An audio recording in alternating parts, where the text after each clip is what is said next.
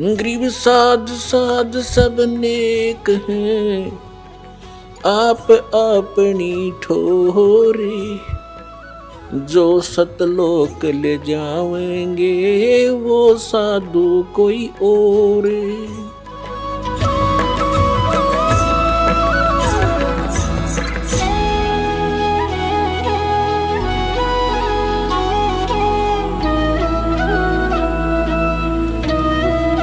तो क्या था, अब इन ऋषियों ने जैसा भी वेदों को समझा, लेकिन उन्होंने क्या समझा कि ब्रह्म को कंप्लीट गॉड मान लिया, पूर्ण परमात्मा, और इसका ओम मंत्र ये सबसे उत्तम मंत्र मान लिया। ओम मंत्र का जाप किया, ब्रह्म प्राप्ति का उद्देश्य रखा, और इन्होंने जो भी साधनाएं की, हठ योग किया, मेडिटेशन किया।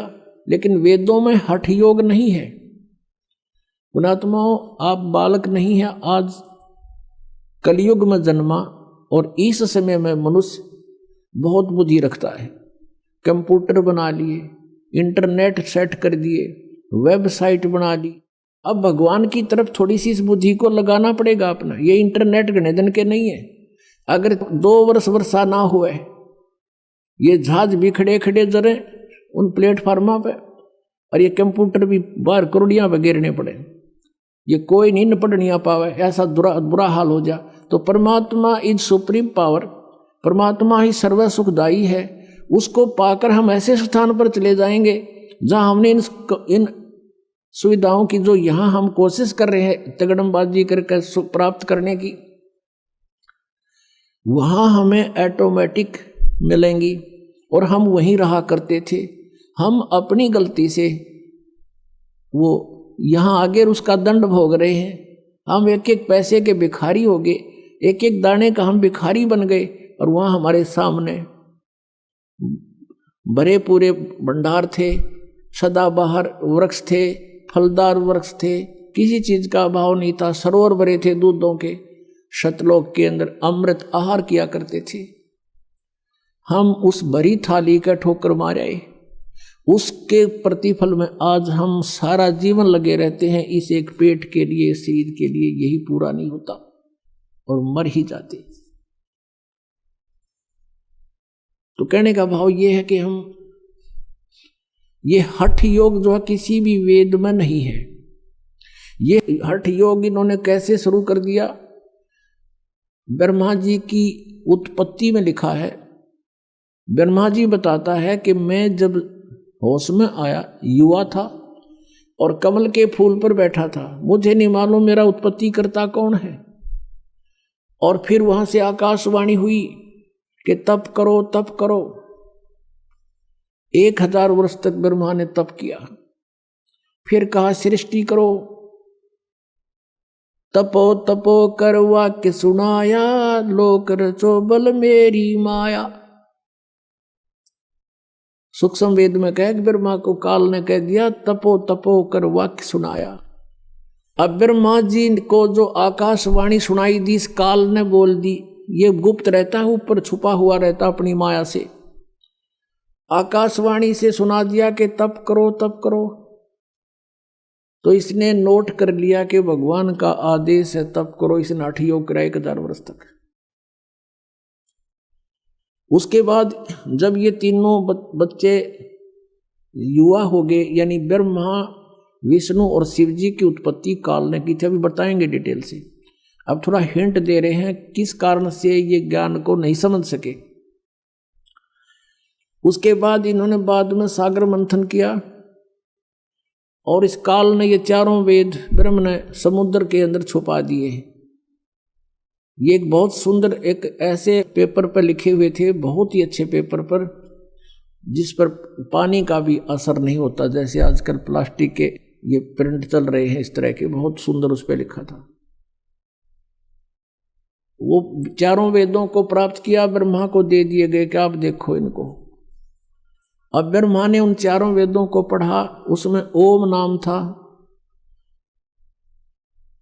और ओम नाम को पूर्ण परमात्मा का मान के और ब्रह्म को कंप्लीट गॉड मान करके उसने वेदों का निष्कर्ष यही निकाल दिया कि ओम मंत्र है, नथिंग एल्स, और ब्रह्म परमात्मा है, ये सब कुछ यही है। अब वहां ब्रह्मा की बुद्धि स्लप कर गई। यजुर्वेद के 40वें अध्याय के 10वें और 11वें 12वें 13वें 4 श्लोकों में एक निर्णायक ज्ञान दिया है कि कोई तो परमात्मा को असंभवात यानी जन्म नहीं लेता, उत्पन्न ही नहीं होता, वो निराकार कहता है, और कोई उसको संभवात माने उत्पन्न होने वाला मानता है। साकार है वो या निराकार, इसकी जानकारी तत्वदर्शी संत बताएगा, उससे पूछो, उनसे सुनो।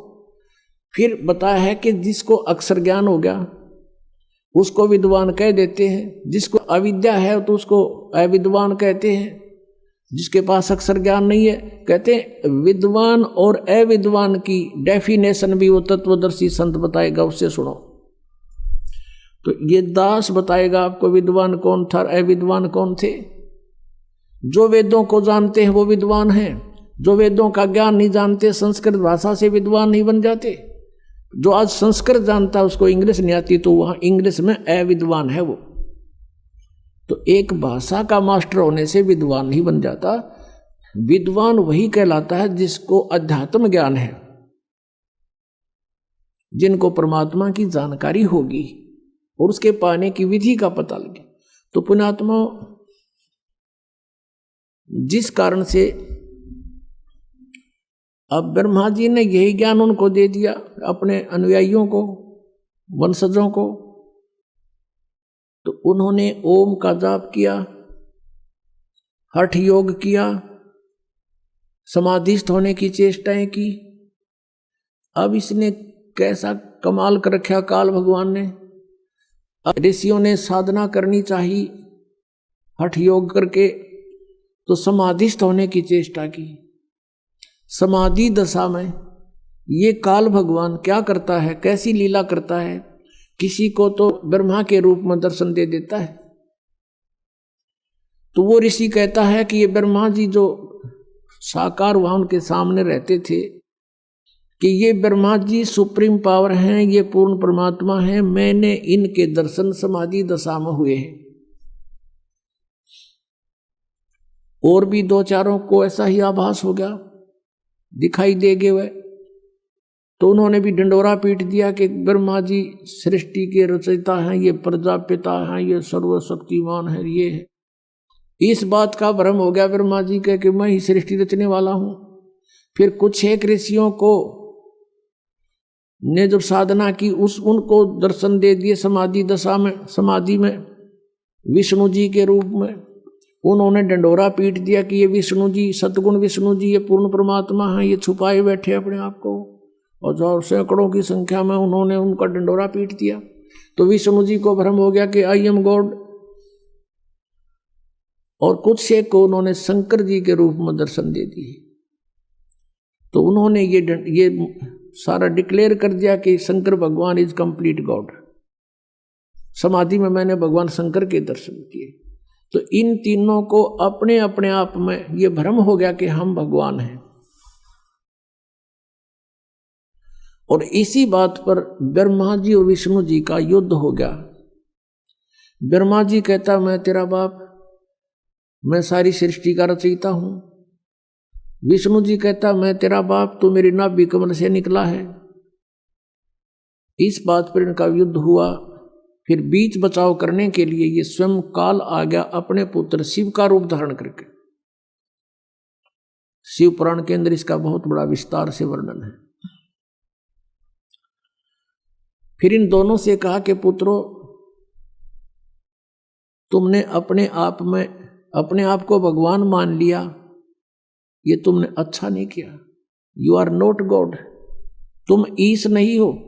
ब्रह्मा और विष्णु को कहता है कि तुम भगवान नहीं हो।